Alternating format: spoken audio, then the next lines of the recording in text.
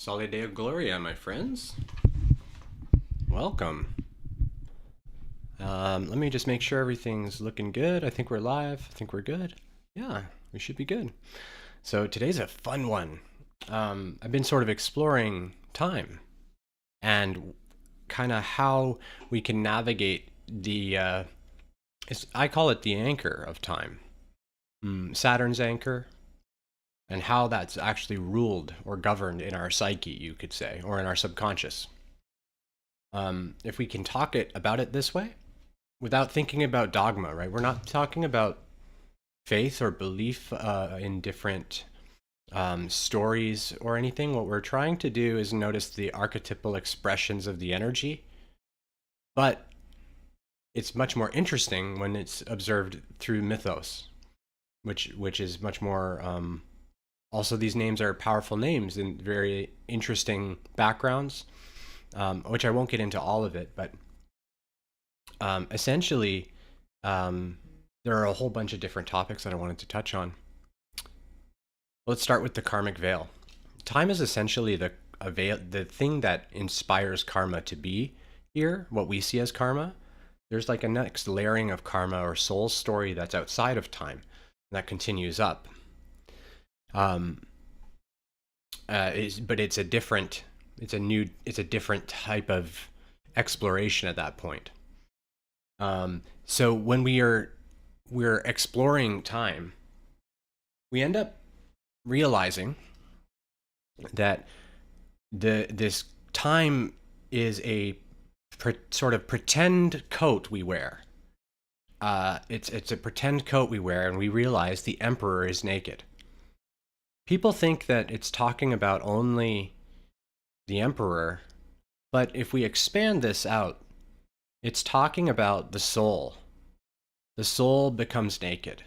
This is when we have a pop. Usually we'll have an ego death experience or an NDE or an out-of-body experience, or even just someone might have this from watching content like this as well, which is part of the reason for it, is that the soul wants to pop something open to have a big realization. So you might be drawn to like some Eckhart thing or something, and you're just like, oh, that's really weird, and read it, and and that's how the soul's calling this up to be looked at. And it's all about the dissolution of time, and that's why Eckhart talks about the power of now. The power of now is the power of God, which is the power of love. It's the power of everything. So to know now is to step outside of this time and outside of this veil. And this allows you to be essentially completely worry-free. That's why it's an anchor. It's not actually a problem. It's not an issue at all. It's not a thing. Right? So we know time doesn't exist. Scientifically, we know this. But of course, in our linear expression here, in our linear work, day to day, we have a day, we go to sleep, we wake up. There's this story here of the mind, which is just essentially our history that we repeat, and we try to learn and repeat it a bit better. And we just kind of keep doing that over and over until eventually we start to go, I've done all of this. This is all done. I don't know what I'm doing anymore. What am I even doing? What is this? Nothing here makes any sense. And that starts to inspire the seeker to then seek truth, like instead of whatever they thought they were supposed to do. This can happen. It usually happens around puberty. That's why we started to see that like sort of punk rock aspect of kids start to come out around that time. That type of thing. It's the part of them that knows that they're being deceived by stuff, something, everything, maybe. What? Right? It's that part of them that goes, okay, well, I'm going to look into the truth. Or they shut it down and just go more of the nothing matters route, Nietzsche type way. But eventually, we step the soul. So it may not happen in this lifetime, but the soul goes, I've seen all of this too. This is a very bland existence this way. We're finding this bland, and we step out of that, which could go on for a lifetime or something, right? They step out of that blander experience and step into illumination. of now and outside of time. And then there becomes no need to worry, because all you're worried about is what is now right in front of your face that you're in the midst of. And you have such a faith then that there couldn't be really time, right? You couldn't be. And the moment now is a divine cycling of both rebirth, resurrection, or reincarnation even. Which is why when we say the word walk-in and things like that, it's technically, we could just say that this happens often, fairly often. More often than people would presume. Souls dip in and out all the time, as far as I've seen. I would say it's not super regular, but it's not super uncommon either. It's and it's all different. It's all different. Some are aware of it, some are just absolutely not at all. And sometimes it may even look wacky to an observer who knows that person or something. But so the karmic veil is essentially held by Saturn in us, also known as Satan. Satan just means, it was in the original Hebrew ha-satan or ha-shatan, which meant like the adversary. That's what our order calls the adversary. It's the animalistic, essentially the animalistic urges that distort love away from something that is of purity and true unconditional love, that tempt the serpent, right? Tempt the serpent or the kundalini in us. When the serpent tempts us, right, it's our kundalini. It's spinning up in our root chakra. It's going woo, and you'll feel it in your tailbone, and it's getting it real excited about something. It doesn't necessarily mean it's a good thing. So what we learn is that there's a literal being within us that we can call kundalini. This is the child of essentially Lucifer, Venus, goddess of love. But this part of us is essentially the physical representation, I feel, of like the heart and soul, the part of the soul that is like still learning and stuff, and it's almost segmented in this way. The kundalini is like the core of your entire physical expression here, and is what draws every single thing that you ever see to you. It's your serpent, right? It's that's why they call it. It's so related to the dragons, essentially. Dragons and Lucifer is essentially represents that, and people misunderstood. The morning star is Venus, right? The morning star. It's the star of morning that's brightest in the evening. It's brightest right before the sun rises. It's the most dominant light in the sky in the darkness of night. The light bringer, right? So people get scared of this entity for some reason. Basically, because it's confusing. In the Bible, it says something along the lines of, please don't quote me, but it says something along the lines of, from the heavens and into the earth, the morning star came, or something like that. It's talking about the frequency of Venus. It's not talking, there were entities that were like literal pure frequencies of Venus like that came into, I believe, around the Babylonian times or something. In that Babylon place, feels right for me. Those beings that were in there were then, of course, condemned by the church, right? So it became seen as love itself, like basically untethered love is like not cool for everyone here. That's what the society kind of decides, right? And makes into their laws, and everyone just agrees with it. And then later they go, hey, you tricked us or something. But No, everyone agreed. Like, I mean, yeah, we all did it. We all did it together. All the confusing things together, confusing each other, lying to each other about things we don't know anything about by accident. It's sort of an ignorant innocence of all of our own dogmatic thoughts and things that we then build, which is even this here is that essentially. Although I try to speak with uh, non-judgment and clarity, but it's the same concept. Um, and you know, the sixth planet, Saturn, 666, the mark of the beast. It's not uncommon for an initiate to receive the mark of the beast on the right hand after after removing Saturn's anchor. So I got mine was on the sword mudra, which is Kali, also known as the Kali mudra, and is the wife of Lord Shiva, basically. So the when we're navigating these realms of our subconscious in our whatever our practice and way to do that is, which I don't really teach. I'm just expressing that this is how we do it. This is the experience of it, so that other people can see kind of the experience of the subconscious and the astral. That's essentially what the subconscious is the astral or etheric realms that are unseen to these eyes easily, right?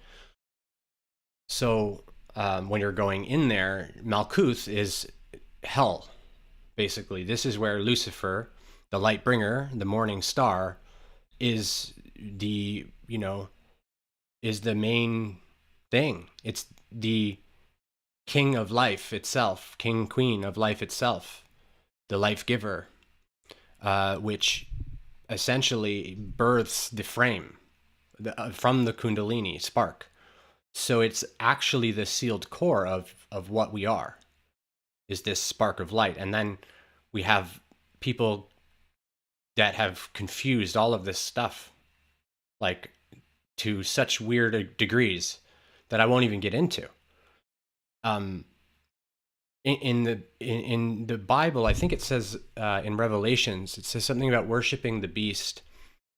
And what it means, those who don't worship the beast, it's talking about worshiping, like paying respect and homage to what we are as a being, a beast, like knowing that a part of ourselves, the beastly part, the dragon in us, the serpent in us, it's knowing it, right? And then taming it, which I talked a little bit about in one of the streams before.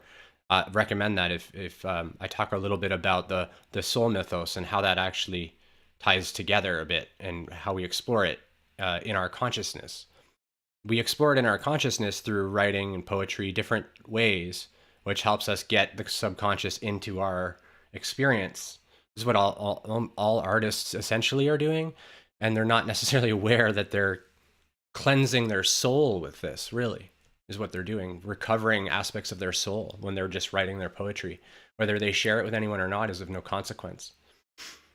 And in painting, all the same thing. It's all the same thing. It's expressing the divine feminine's urges to create. Life itself is about creation. And the ruler of creating is the cycling of its death, right? And its rebirth. But if their moment is only now, there couldn't be those things, right? So when one realizes that death could not be a thing, it's just a phase of birth. Death is the same as a phase of birth or something being made new. It's an infinite circle, right? We start to release Saturn's anchors. So if you're watching this, you may notice, like already, probably, that time just doesn't seem to really make too much sense. And sometimes it moves really fast, and sometimes it's slower, and what's that about? And these types of things. Time is also like what causes us all worry, pretty much. Time is what makes us think we have a limited resource of energy, which we don't. It's what makes us believe in all sorts of our detriments, all sorts of any limitation, really. So time's keeper is Saturn, Satan, the adversary. Lucifer has nothing to do with the adversary. Lucifer is the light that's shining on the adversary. Don't you see how painful time is? Don't you see? That's what Lucifer does, sort of. One of the things, right? And I don't know what the Bible all says about this, but I know that that's basically the case. It's a frequency. It's a love frequency that shines into the darkness at the thing to see it, and then draws it into the Kundalini, which is Malkuth, where everything, that's where the kingdom comes from. We are in the kingdom now already, but the kingdom formed down in Malkuth, which you can visit in astral. That's what Dante did. Dante's Inferno. That's him going down there. That's what it's like down there. That's what we created. We created that kingdom on this earth of hell. So it exists. And you can go there because most of us are holding it from all of that imprinting. And so that karma has to be cleared out by the walk-in or the wandering soul or whatever, which is what I had to do. That took me about 3 years to get to a place where these places could be explored without, too much turmoil. Too much. I had quite a bit of turmoil, though, actually. Hi, everyone. Hi, Freya. Hi, Debbie. Hi, Dina. Love it all. If you guys have anything that you wanted to talk about or add in, please. This is an open thing. It doesn't necessarily have to do with time, but if it's the right time for it, then let it be so, right? So 666, we can notice, is it's actually the first, second, and third chakras being dominated by time. Time 3, 6, 9. Time is the 6, sort of the veil between 3 and 9s, which are always infinite, and 6 is this like veiling between them. That the veiling has to keep, every time you cycle up, there's a new veil to penetrate. If we're considering numerology intuitively, and through those structures of thought, we can link that together, and notice there's a pattern of on off binary of consciousness. It's a sine wave like this. It's the same frequency all the time. So if it's the same frequency all the time and nothing ever even is happening, then how could anything not be now, right? And those realizations sometimes are painful. So that in the body, in the root Malkuth energy center, we're gonna have drawn to us experience that like trigger us right in the like core of our hells, sort of. If we have hells, it depends all on what we've built in our kingdom, but most of us inherited like lineage upon lineage of these kingdoms, which is why all healing done on these expands out, radiates out down the lineage itself, because it's all one collective lineage of consciousness frequency that's being cleansed with the karmic work that's being done right now. So it raises up everything that we do, all of the experiences in your life that mirror the ancient ones. We could even talk about them. This is one of the things that Jesus was trying to teach, was that the crucifixion represents your daily crucifixion of some kind, right? There's this daily opponent somewhere, often, right? It's an opponent, which is time. And if you look at Saturn's symbol in astrology, you'll see it's a cross with like almost like a serpent's tail coming out of it. And depending on which way you look at it, you'll see that the cross is either the like right hand extending down into what looks like maybe a serpent tongue, or it looks like perhaps the end of a snake or something. You'll see that it's like the snake bit the apple, or the snake enticed Eve to bite the apple. This is just the feminine aspect of us, not a person, to bite the apple, which made us start to come into form, start to be birthed into the Kundalini. Now the serpent gets to birth in us, essentially. So essentially, the way that we were created was through this naivete. We didn't even know what time could possibly be. So we were like, oh, you can like eat that? That's eating? What? Neat. Okay. Ate it. It was like that, literally. It was like that type of attitude. The masculine had some questions about it. The masculine's like, what is this? Why are we doing this? What is this? You know, like that type of stuff. But the feminine side wanted to receive it, wanted to receive this beautiful bounty. Look at it, it's beautiful. It's an apple, beautiful. And then suddenly naked, right? Flesh to hide them, skins to hide them. People think it means like loincloths, but it's skin. Skin to hide the soul, veil the soul in time. So what the yogis do is they learn that, and then they master the body, they master the mind, then the body, and then they learn all the various Kriya stuff and learn how to just basically be the youngest, timeless things. And that's one way we can go. But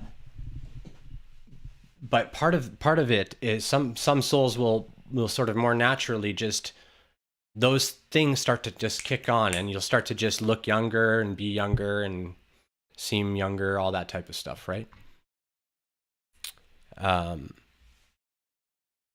Debbie says, I think we all have both light and dark within us. We choose which to nurture and grow. So what you said about the beast within makes sense. Thank you. Yeah, that's exactly the point of it, right? The darkness exists in us until we realize that it's under our domain, is what we are trying to learn. The fear is our creation of our own free will. So we simply don't respond to the fear that way anymore. We learn new ways to be cautious maybe around fear, but not where we let the fear dictate our decisions. Because we have a foundational belief and faith that the divinity inside of me knows what's going on and has my back. And so we know that now is now and death couldn't be. Divinity has my back. What could be the problem? Rise, your faith has made you well. Right? That's what the whole anchoring of time is. And so this challenging discussion brings us face to face with this. Like, a lot of the stuff I'm saying is like really kind of irritating to the ego sometimes. And, you know, it's a really great sign when people are able to, like, you know, recognize it. Essentially, that's what we have to do, is take responsibility for ourselves and our what we're feeling. Like, it's our responsibility, basically.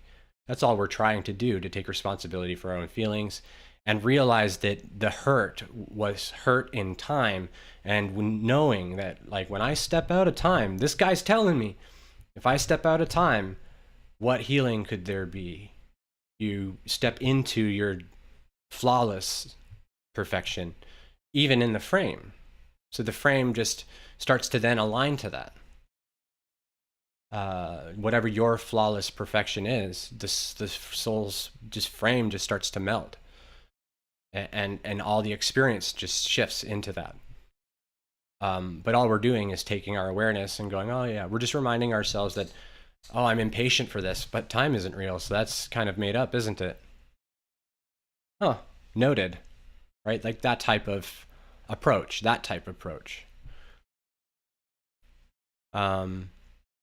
Freya says, honestly, I would just like to say some stunning peepers, comrade. I feel as though I'm looking in a mirror. Thank you for making all these videos. Oh, thank you. That's so nice. Binary, yes. And we all bear a cross. Yes. It's wild because the symbol for Jupiter is like the symbol for Saturn, but upside down and backwards. Oh, I didn't even think of that. Yeah, amazing. Yeah, it's inverted, right? It's the Hanged Man. It's the part of you. It's the Pisces part of us too, right? Or no, wait, no, Neptune is Pisces, right? Wait, I don't know, but I don't remember now. But it's the part of the first spiritual planet, if I'm not mistaken, like the magician in us, I think, is or maybe that's Neptune. And then Pluto's like kind of the destroyer, or the chaos, as far as I understand, but like the ultimate destroyer. Something to ponder. I've had a realization, a revelation recently that the symbolism of Apple, it symbolizes some sort. Yeah, exactly. It's the same thing. We bite the fruit of the technology. Now we're just obsessed with technology. Yeah, that's what it's showing you. There's sort of a law that's followed here. It's called the law of confusion. It means that essentially you can't hide what you're doing. It's transparent to the being in fourth or fifth density, what you're doing, what you're saying, what you're trying to do. But to a being in third density, at that time, they'll observe a cool logo or something. But the soul is creating magic without the person's awareness a lot of the time. So someone like, God gets in there. And then sometimes things go weird, but God gets the Divine Mother, the nurturing one, says, here, remember, wake up, remember, like that. If you want, right? Like, it's like that. That's kind of all she's ever really saying. You can wake up, sweetie. That's kind of like all she's doing until she sort of embodies the nurturer. You take on that presence as the inner discipline of the personality forms. The nurturer inside of you then starts to help. You're like open to that, and that starts to help you self-soothe. And you can hear this voice, this harmonious voice within that just soothes you. And it's just the Holy Spirit, Divine Mother. Or we call it whatever we want. Oh, yeah. Yeah, well, most of them, some of them know. Steve would know. We can't know for sure which ones knew exactly what they're doing. There are many that are just kind of utilized to express something particularly by another entity. Basically says, here's a way we can serve this environment, blah blah blah. It could be anything really, and then it gets offered to as a thought or an inspiration to any mind that's in resonance with that frequency. So the amount of thought throwing inness that occurs above us, you could say, is huge. So most wouldn't know how to discern any of that. Steve did, for sure. And he was a cool dude as far as I know. I don't know anything about him, to be honest. but still, like, that's the path is one path. There is no elite. It's not a thing. They're not a thing. It's all just one thing, right? So we can get kind of lost up in that, and it's an interesting thing, and it's mysterious and creepy a lot of times too. If we're into mystery, like I am, then we research. I go all the way into all of this stuff myself. I find it very interesting. I see these magicians as brothers and sisters, really. We're all of the same cloth, so to speak. I wouldn't necessarily work with them at all or aid them at all in any way. But I respect whatever magic thing they're doing because I know what the soul at that level is trying to do. Whether it's good or bad, I couldn't say. Yeah, Ethernet. Yeah. Yeah, I know. Like they're jokes. A lot of them are cosmic jokes. Literally. A lot of the works here are just cosmic absurdities to show us it could not be like some type of weird coincidence that this is this way. There's just too much of it. And so then we call those synchronicities and stuff like that too. Exactly. Yeah, triggering the ego, and thank you for saying that, Debbie. She says triggering the ego is kind of necessary for growth. To figure out what the trigger is trying to teach you needs work within yourself. Exactly. We when the serpent in us stirs and gets quivered up and tries to lash out or does whatever it's doing, we have to recognize we've done it. First of all, like we have to accept, yeah, okay, there's a part of me that's like very, I could get upset, I can get ragey, I can get whatever. When other people are around, if I'm just by myself, I might feel lonely or something sometimes, but I mean, generally we're just fine.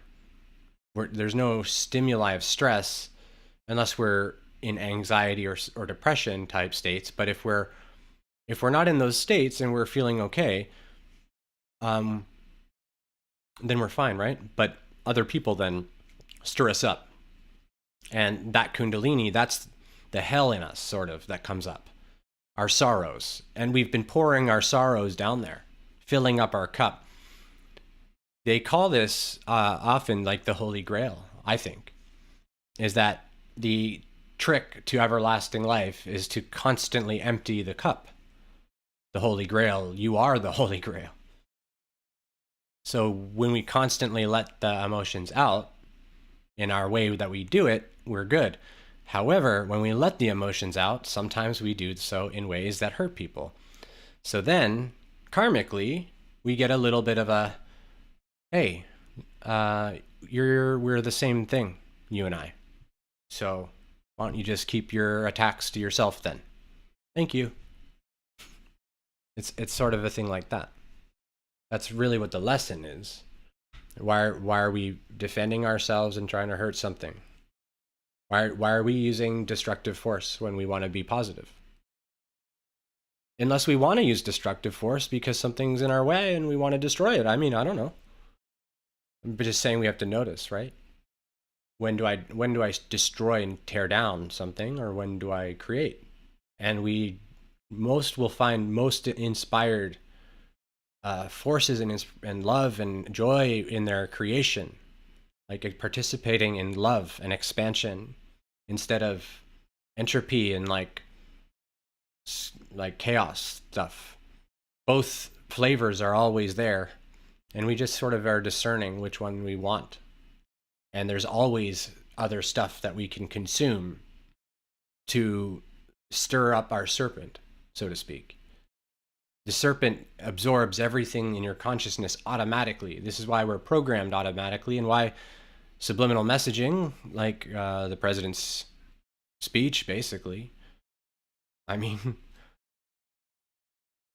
but you know, it's like, we'll put color red, trigger the Kundalini, Malkuth, put military up, right? And so we see that, and we're just like, okay, this is obviously trying to show just a state, and it's subliminal. I'm not saying it's illegal to do this. They're trying to show they want to show an image, right? They want to show a forceful image that inspires a little bit of fear in people. That's what they want to do. It's clear by the speech and clear by the thing. So that happens. And so when we get afraid, most people don't turn in and look at that and be like, whoa, what's going on up in here? What happens is they go, look at that man, what is he doing? That's usually what happens. Or they might just get afraid of the other people, the enemies that are being talked about. And so what I'm trying to say is there's a play of consciousness happening here. It's much bigger, right? It's much, much bigger than all of that. And what it's trying to show is that, yeah, all this stuff is weird. Yeah, it's all weird. But it's not like it's not real, really. It's kids playing in sandboxes and kicking each other's towers over and stuff. What are you going to do? There's a lot of them. There's so many of them doing it. I mean, what do? You just tell them that it's probably not I mean, whatever. I mean, unless you have a good idea and feel really inspired. And so what I think we should do is just not worry about what they're doing and have faith. Because that's where peace comes from. And an exalted faith or divine faith would be like, it's not even a thing. Like, God is, love is, let's go. That's it. So, and that state is not like simple to just be at. I mean, it is, but that's the hard thing about it, is that our minds are so complex. We have to master the mind before the body gets mastered, usually. That's at least, I can't imagine how you'd master the body before the mind. But mastering the mind means we have to remove the anchor of time. So it's up to us. I'm not saying we have to do it like now. I mean, you can't do it anytime, but now. I'm an idiot. I love it. When you figure out the why you're being triggered and the emotional attachment to it becomes easier to clear. Yeah, exactly. Yeah. Oh, yeah. Sorry, Sarah. I didn't see that about the quotations, the elite. Yeah, I got you. I just like to be clear. So I guess what I'll say about that type of thing, like, if I misunderstand, or if it seems I misunderstand, I might just be like trying to position things in a way that I feel like everyone will grasp, like what I'm trying to convey. That's all. So it's not necessarily directly at you, which of course is clear. I'm not trying to imply anything. I'm just trying to say that sometimes it might seem like I don't get it or something, but I'm feeling it. Usually. If I'm wrong though, if I'm off, please always let me know. But I'm usually getting a feeling of what's going on with that particular like bit of text I'm reading, and the vibration that's associated with it. There's like a tangible sort of feeling for me. I mean, I guess it's intangible, but it's there. Yeah. What else did I want to say? Saturn, Eve. The serpent offers illusion until it's loved and forgotten. That's what I wrote down, I think, last night. The serpent offers illusion until it is loved and forgotten.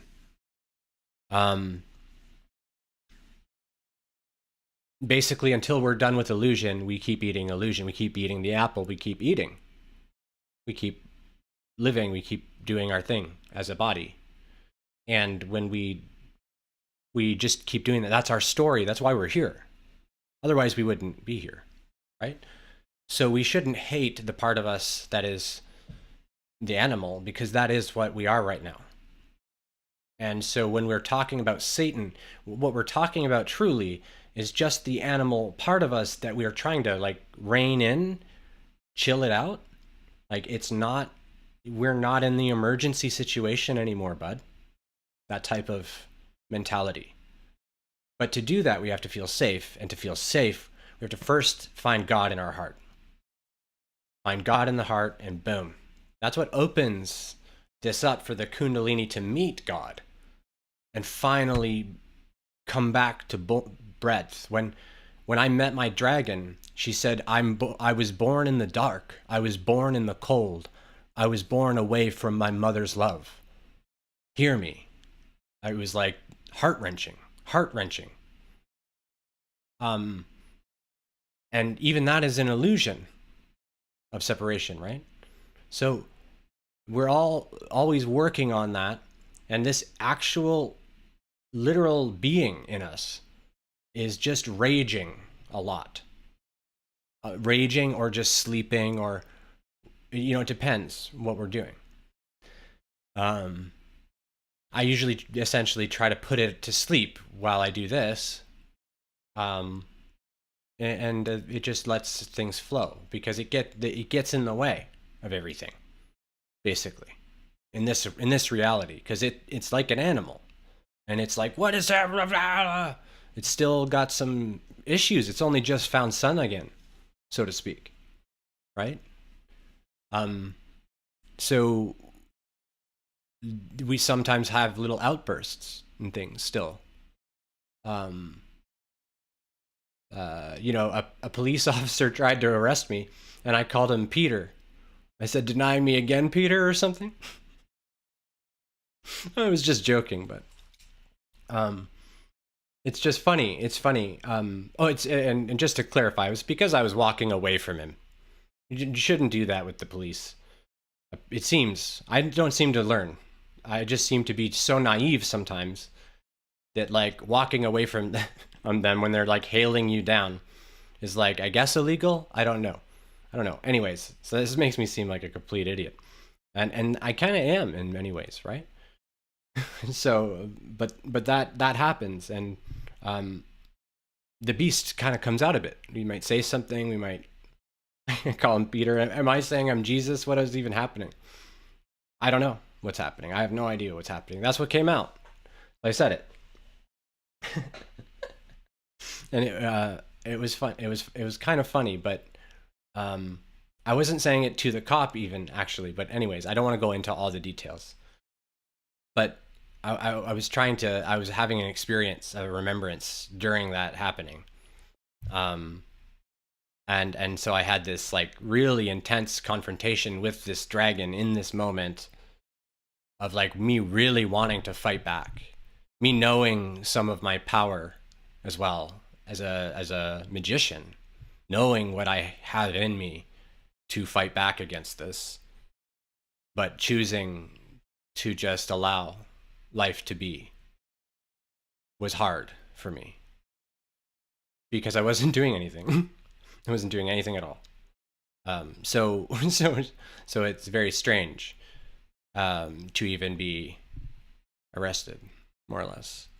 I wasn't arrested technically; they just took me away, and then I met a whole heap of really cool people. It was a lot of fun, actually. I don't want to do it anymore, of course. And it wasn't always fun during, like, there was but this is how we can learn. This is how I learned, actually, to realize times like nothingness, literally being in a box, in an underground box with no windows or anything. You don't know what time it could be. So I'm grateful for some of that as well, because it's part of that type of experience that brings that up, right? We learn time couldn't be because I was just in a hole for like 5 days. And it's a weird experience. And if you're interested in a much more detailed experience like that, Damien Eccles, I love this guy. He goes right into his experience on death row in A Course in High Magic. I've recommended it a few times. He's a phenomenal dude. Love all of his work. Love all of it. He's so well read and well trained, and like such a good example of a practicing magician. He's much more practice oriented than I am. And I respect him deeply. Yes, I have my egoic self go sitting on bench. Yeah. He goes like, takes the wheel, needs a timeout. Exactly. Yeah. Yeah. Don't put on your headphones and don't do it. Just let them do what they're doing, because they're going to do what they're doing. That's what they do. When they're in that role of authority, they are bringing the order, law and order. So law, order, they're coming to do whatever they're doing. Let them do it. You don't have to say anything to them. You can just stare at them, but they'll probably arrest you because you're creepy. They'll say it's suspicious. Whatever. Like, so they're going to do what they're doing. So we have to just kind of, I don't mean let them abuse or anything, but just to be clear, what I'm talking about is just following the law that society itself has created now. Even though it makes no sense to us, whatever the law is, if we're supposed to do it, or even the real social norm is to talk with them, unless we want to be the one who doesn't. if we want to try that, by all means, right? And I'm just saying they don't like it. They don't like it when you're not listening to them. And I wasn't trying to be disrespectful either. He told me that my brother somewhere called, and I said, I don't have a brother there, bud. So no, they didn't. I don't know. Anyway, so it's just a funny thing. And it was all very perfect still. But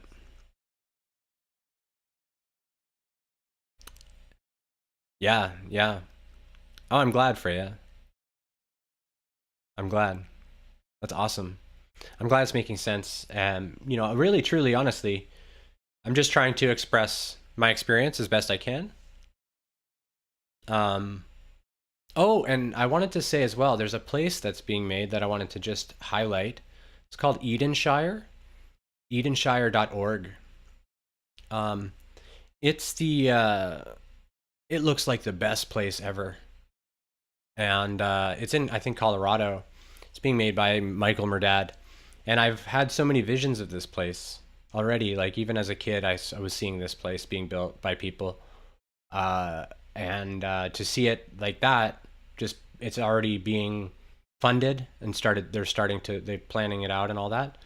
I think they need a couple more $1 million or something. So anyways, if you're interested in it, I recommend checking it out. I think it's edenshire.org.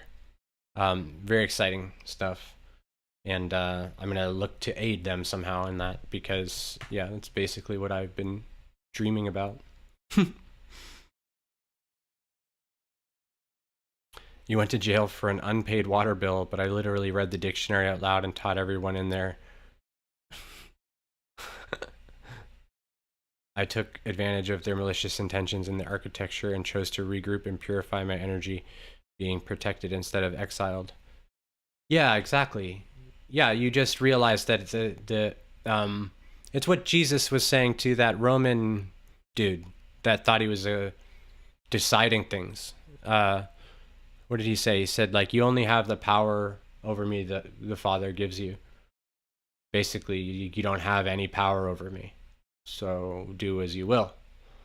Yeah, that's the mindset that one generally finds in that scenario, if they're like ready for that type of thing. And hopefully what I'm trying to help people do is not go through that kind of thing, and just agree with me that we don't have to do that. we don't have to, because it's like we don't have to resist so hard the society and stuff. We can just sort of do what we need to do within it. But usually we have some like sort of traumas around persecution of different kinds from the ancients, especially those of us that resonate with magic work, energy work, whatever. From the ages, we've often had horrendous things happen in our incarnative experiences. These all linger in us. And so when we feel oppressed in that way, and when it comes to a core or foundational pillar of our belief structure and our spirituality, we feel like we have to defend ourselves. We have to defend the truth. And sometimes the defense of the truth like that is like pretty wacky. We don't need to do it. It all depends. And it's a whole balancing act, right? The first thing I did when I got into jail was I bought cards and have the trustees find out who is missing any, and I made sure everyone in the entire house had a full deck of cards. That's awesome. That's awesome. Yeah. It ends up being actually a weird, good experience. You end up having just a bunch of these friends in there. Yeah, basically where I wasn't jail, but it was basically a jail. It wasn't technically jail, but it's essentially jail. They do lock you in the room and you don't know what's going on. And then they tell you the doctor will see you at 10, and then you don't see the doctor for 3 days. And they just lie to you, actually. A lot. And then they yell at you sometimes. for like moving a chair or something. It's weird. It's really weird. I got called I got called aggressive for moving a chair. I was aggressive and arrogant because I just decided I could move a chair. I don't know. And so we have these experiences, and I had no idea what they're talking about. Like, I don't even know what you're saying to me right now. But those types of things. I think they were upset. They were just upset about me. I bothered them. My presence was bothering them. And that's what happened. So it was interesting. It was my fault for moving the chair, I suppose, right? I don't know. I broke their rules or something. Disturbed their peace somehow. And okay, you know, those were my keepers at the time, right? So like a zoo animal, I'm just, okay, I'll go back in my cage. Oh, okay. And then I would go in there and I'd be like, Hakuna Matata. And they're probably just like, this guy's, I can imagine, I could like feel it. I don't know if I'm imagining it or feeling it, but you know, I had a pretty good idea. But I think that's it for me now. Thank you guys for watching, for spending all of these time moments with me, and for talking about these things. I know some of them are a little tricky, and everyone was it was a blast, a blasty blast. I really appreciate it. Soli Deo Gloria. Blessings to everyone.